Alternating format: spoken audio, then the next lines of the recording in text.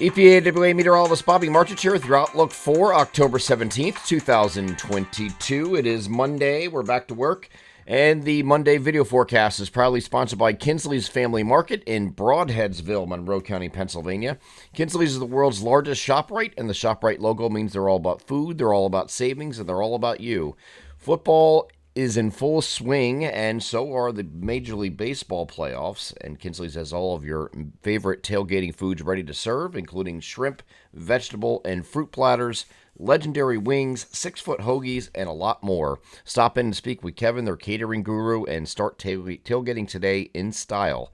They are Kinsley's ShopRite, located at 107 Kinsley's Drive in Broadheadsville, Monroe County, Pennsylvania. Proud sponsors of the Monday video forecast. So, great weekend if you're a Philadelphia sports fan. We had the Philadelphia Phillies now advancing to the NLCS, the National League Championship Series, against the San Diego Padres after taking care of the Braves on Saturday, and then the Eagles on Sunday Night Football. Sunday Night Football against the Dallas Cowboys took care of business there and are now 6-0. So a great weekend to be a Philadelphia sports fan, and I was kind of rooting for that. I hate doing the weekend video forecast and proclaiming such things because it has to sit there for 2 days. And if one or two things don't work out, it has to sit there and I look dumb on Monday morning. But I'm not looking dumb this morning. Hopefully those continue. And we wish the best success to both of those teams in their future games. Of course, if the Eagles have off this week, Phillies are playing the National League Championship Series starting on Tuesday against San Diego.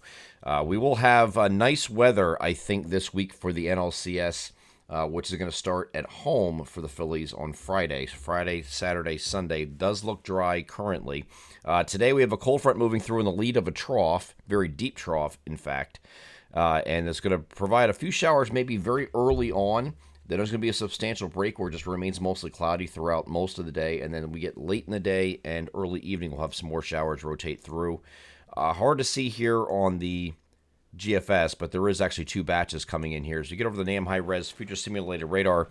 I'm going to start this off at 7 o'clock in the morning. You can see a few showers here at this point over these sections here, or eastern, northeastern areas. Still some showers hanging around. And as I move this forward, this moves off to the north and east rather quickly. We're mostly cloudy through the remainder of the morning and then the afternoon. And then once we get into late afternoon, we have these. This is actually ahead of the cold front that's going to move through. This is the cold front that is leading this trough in. We'll have some showers pop up, just quick in and out line of showers moving through. That's going to go into about mid-evening or so before it clears the coast. And after that, we are going to have clouds decrease overnight, heading into Tuesday, which is going to be a much cooler day, much cooler. Temperatures it's mostly sunny skies are going to return, but temperatures are going to be struggling to get to the lower 50s. This is not a misprint above me here. 58 to 66 is the spread in temperatures today ahead of that frontal boundary. 45 to 55 is the spread in temperatures on Tuesday. And Wednesday is going to be very similar with those temperatures.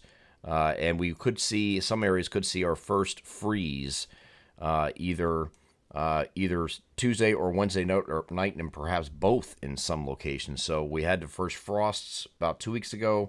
Now we're looking at our first freeze opportunities, overnight freezes. This will effectively end the growing season if that doesn't in fact occur at your location. I think the best chances right now for that to occur are going to be northwest of I-95. We're going to get into a better analysis of that on Tuesday with the next video, where exactly we're expecting those freezing temperatures to be. But this trough, although rather deep, is going to be exiting rather quickly when we get to past Thursday. Thursday is going to start pulling out late in the day, so temperatures are going to come up a little bit into the middle 50s, and then we'll get into to either side of 60 degrees here Friday as that trough completely lifts out off to the north and east. But this entire time, we are dry. We are dry straight through the weekend, and temperatures are going to increase and make a run at 70 degrees by the time we get to Sunday. So it's going to turn around, and it's going to turn a lot warmer once we get in, especially to the latter part of the weekend. At least we're going to be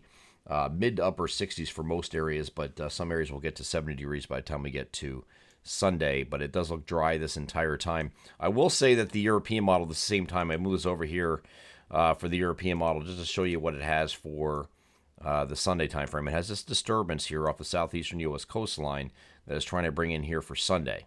Okay, so there is some disagreement with how this evolves late in the period, which is day 7. We'll see if this still continues. The European model has been insistent on there being a system here that could bring some showers here on Sunday. So we'll see how this evolves. But right now, the GFS has been equally consistent, showing absolutely nothing developing here, moving up the coast. So we'll have to keep an eye on that. The next chance for precipitation here that both agree on is actually going to be sometime next week when we have the next cold front move through. This is going to be in the 25th, 26th time frame.